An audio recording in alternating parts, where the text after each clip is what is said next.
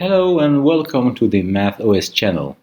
I wish you a happy new year and all the best for you, your friends and family. Obviously, when math teacher is looking at the year vintage, he or she has to find something peculiar, something special to talk about. For 2022, I tried to look around a bit, and the first thing I did was to split this integer into its prime decomposition. Here is what I found. Then I asked myself, what would be fun to tell about that integer, 337? So I found something, and I will let you judge of its relevance. Given any positive integer n, here is what you will find if you compute the arithmetic mean of the n first squares. Let's denote by Rn the last fraction. Rn may be an integer or not, depending on n. For example, R7 is an integer, but R8 is not.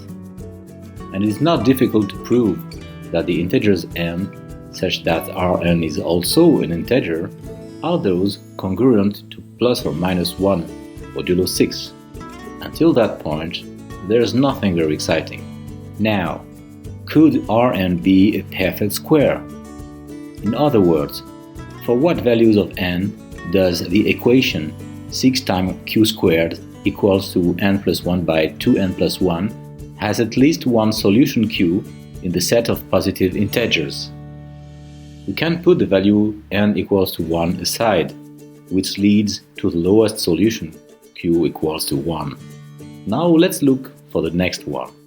We can solve that question using a small piece of Python code.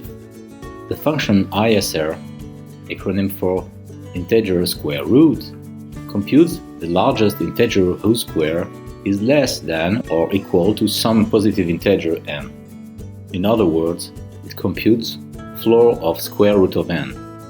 The computation is based on a dissection algorithm, also known as dichotomy. If you want to know if some positive integer is a perfect square, it's sufficient to test whether it's equal to the square of its integer square root. And this is precisely what the is-square function does. And after that, a simple search loop allows us to find the least integer n greater than 1 that has the required property. And what is this lowest bound? Well, it's 337.